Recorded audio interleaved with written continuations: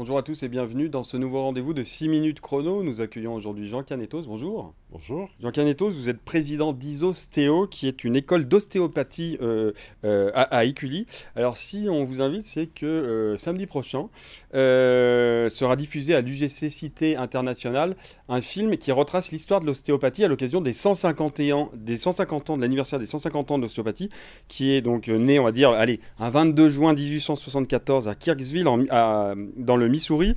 Alors, très rapide, petite historique. C'était un docteur, le docteur Steele, qui était lui-même fils de médecin et prêcheur, qui a changé d'approche de la médecine suite au décès de 3 de ses enfants lors de la grande épidémie de méningite aux États-Unis. Il a donc changé d'approche. Il est passé de l'approche de la médecine traditionnelle à cette nouvelle approche. Et justement, c'est quoi cette nouvelle approche qu'il a mise en place à cette époque ? Donc merci de m'accueillir avant toute chose. La nouvelle approche que le docteur Steele a mis en évidence à cette époque-là, c'était une médecine globale.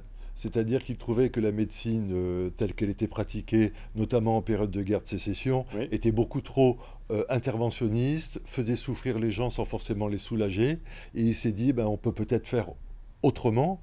Alors sa pensée rejoignait aussi des pensées qui avaient eu lieu 2 siècles auparavant. Je vais parler de médecine traditionnelle chinoise, des approches non médicamenteuses et non invasives en tenant compte de la globalité de l'être humain. Et alors justement, dans le teaser du film qui sera diffusé samedi, il y a une personne qui parle et qui dit que alors je pense que c'est aux États-Unis, mais je pense que ça peut s'étendre un peu de partout dans le monde, jusqu'au milieu des années 60, il valait mieux ne pas consulter un médecin. Il y a une personne qui le dit, ça. Oui, parce que la médecine était celle d'Ambroise Paré, Oui. c'est-à-dire une médecine avec beaucoup d'opérations, avec beaucoup d'invasions, d'intrusions. Donc on avait donc cette médecine-là, c'était on opère, on soigne, on fait beaucoup de manipulations, Oui. mais qui ne respectent pas la globalité de l'homme avec un grand H. Pendant très longtemps, en fait, pendant longtemps, les ostéopathes, ils ont souvent été considérés comme des magiciens, pour pas dire des sorciers. Et il y a eu beaucoup de procès d'ostéopathes pour exercice illégal de la médecine. Comment on est passé de ces procès un peu, je dirais, en sorcellerie à une médecine alternative, finalement, qui a été reconnue? Oui, alors on peut même dire que l'ostéopathe, en fait, c'est un rebouteux qui a fait des études. Je m'explique, c'est-à-dire que l'ostéopathie telle qu'elle est pratiquée a toujours été effectuée dans les campagnes par des Ouais. rebouteux, c'est-à-dire des gens qui avaient un tour de main, C'est ça, ouais. qui pratiquaient des techniques non invasives.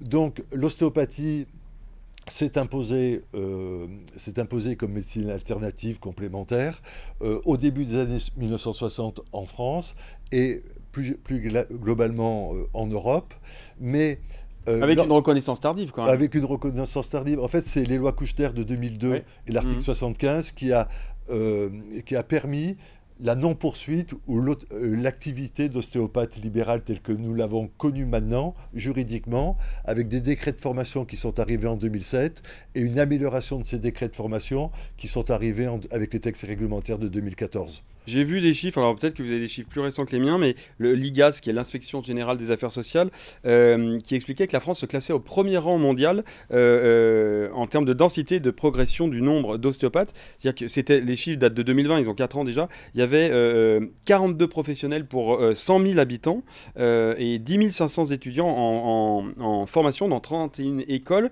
Aujourd'hui, c'est à peu près les chiffres où ça a encore augmenté.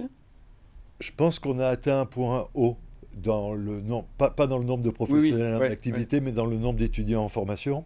Parce qu'en fait, les augmentations d'effectifs dans les écoles ont toujours suivi le process réglementaire. Voilà, en 2002, les écoles, beaucoup de gens se sont intéressés à l'ostéopathie. En 2007, beaucoup de gens se sont intéressés à l'ostéopathie d'étudiants. Et en 2015, pareil. Après, là, C'est à donc, chaque je fois pense, qu'il y avait ouais, à chaque fois qu'il y évolution avait réglementaire. une évolution Ouais. réglementaire, il y a eu un intérêt pour la profession. Je pense que maintenant, euh, ça va se stabiliser parce que toutes les professions nouvelles suscitent un engouement et puis après, la raison commence à l'emporter. Ostéopathe est un métier quand même relativement complexe, quoi. Il n'est pas relativement complexe, Oui, il est complexe. tout Vous court. devez à la fois poser un diagnostic et à la fois vous-même faire la solution manuelle du diagnostic que vous avez posé. Et on parlait d'étudiants en formation, d'une certaine progression, même si, selon vous, on attend un plein fond de verre. Mais est-ce qu'il ne faudrait pas, comme certains le disent, il faudrait un numerus clausus? Numerus clausus, je ne sais pas, mais en tous les cas, je pense que la qualité de la formation des étudiants en ostéopathie dépend de l'investissement, de la qualité morale des dirigeants de l'école, des directeurs. C'est-à-dire que l'enseignement est 100% privé, Oui. et donc qui dit enseignement privé, des fois dit conflit d'intérêts entre Oui. arbitrage entre la formation, la rémunération des propriétaires ou autres.